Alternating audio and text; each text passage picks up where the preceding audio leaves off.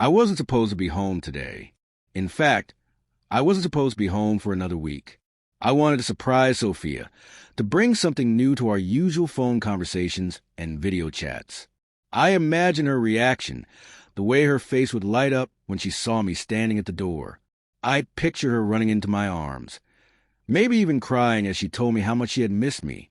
But life has a way of rewriting plans. The trip home had been unusually smooth. No delays, no lost luggage, no traffic. My suitcase sat on the passenger seat, while my phone buzzed with unread messages. I ignored them. I wanted to be fully present for the moment I walked through that door, for the moment I could finally hold my wife again. I thought about what it would feel like to sleep in my own bed after weeks away, to kiss her, to come home. But as I turned onto my street, something felt off. Cars lined the curb in front of my house. Too many of them. Some were familiar, but others were sleek and expensive, out of place in our modest neighborhood.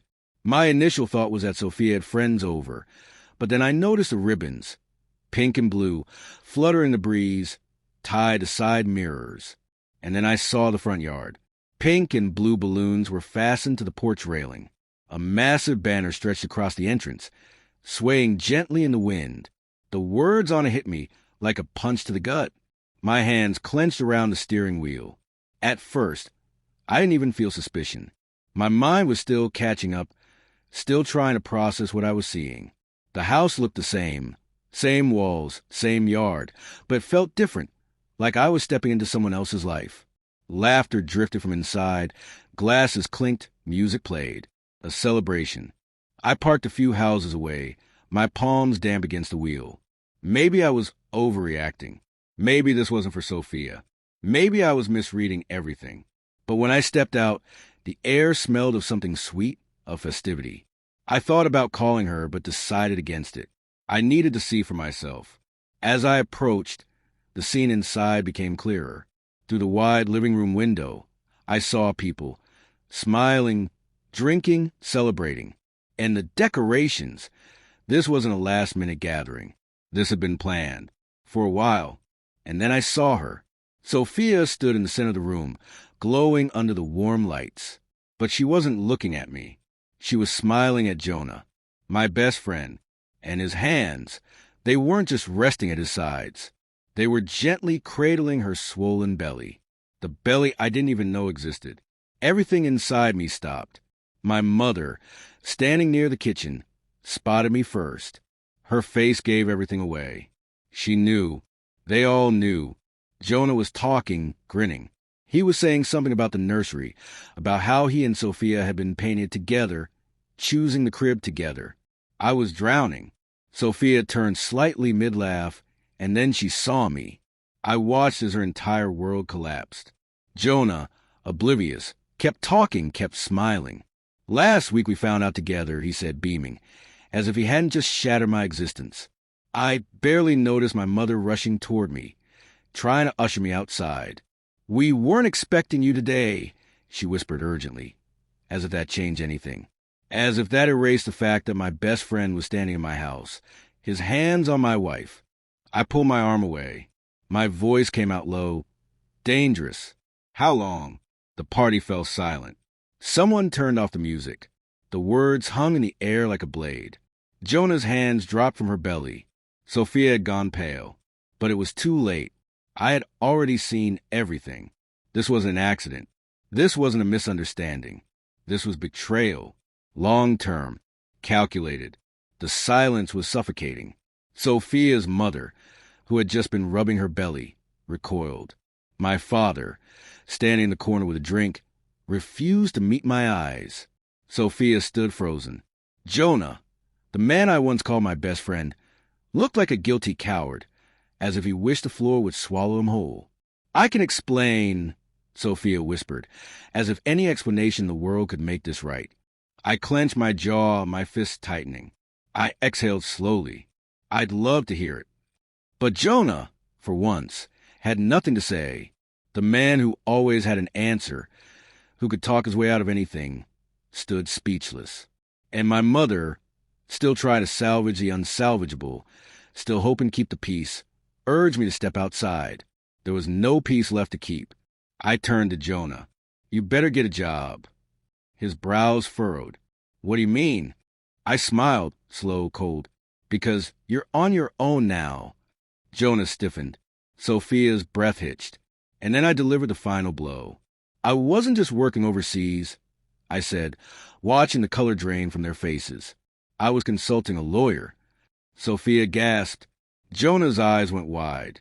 I let the words sink in before delivering the death knell. I have proof of every penny I spent on this house, on this marriage.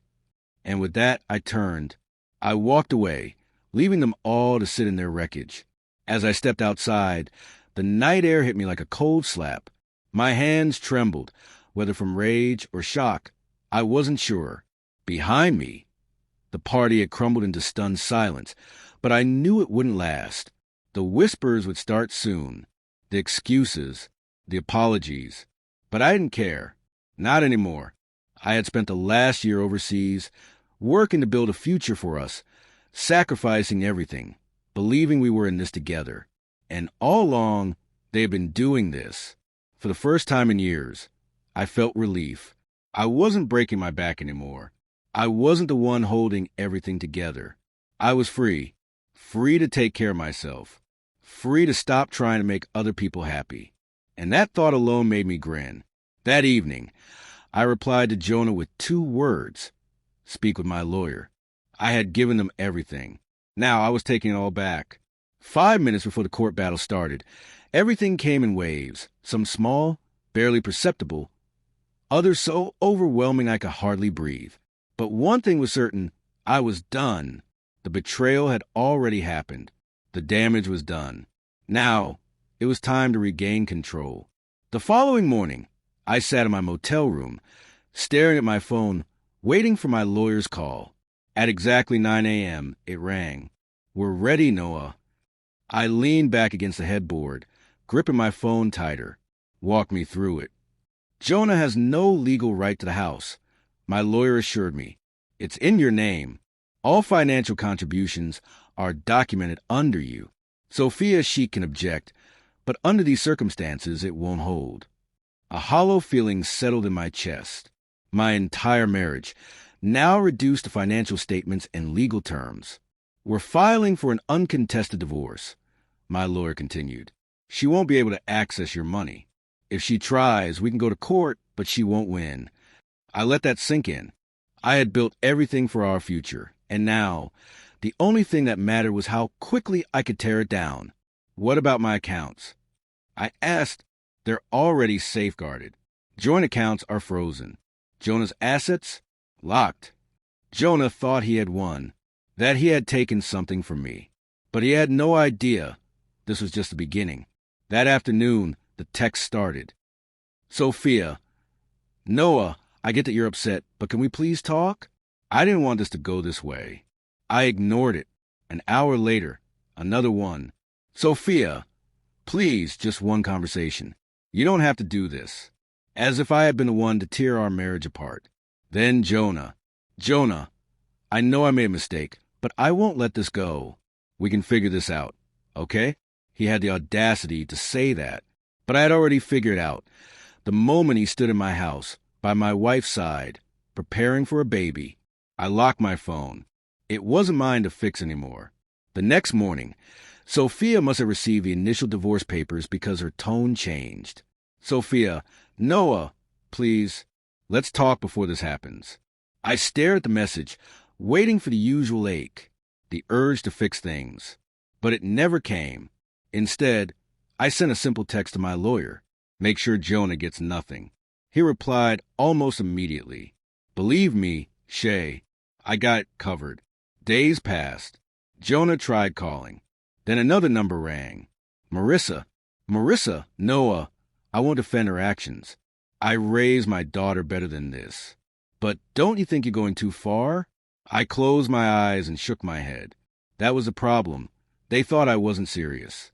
They thought I would forgive, that things would go back to normal. They were wrong. 2 days later, my lawyer confirmed Jonah had received his papers. That night, another message. Jonah, Noah, man, this is crazy. You're making me feel cold. I grinned. Yes, I was He called. I let it go to voicemail. Then another text. Jonah, where should I go? I stared at the TV, feeling a dark sense of satisfaction. By the end of the week, everything had started crumbling for them. Sophia wasn't just losing a husband. She was losing her financial security. Jonah wasn't just losing a friend. He was losing the free ride he had enjoyed for years. And now I was taking it all back. Months passed. Word got around. Jonah was couch surfing at Marissa's house. Sophia had no choice but to rely on him. And the cracks started to show. She finally saw Jonah for what he really was. Not a lover. Not a protector. Just a leech.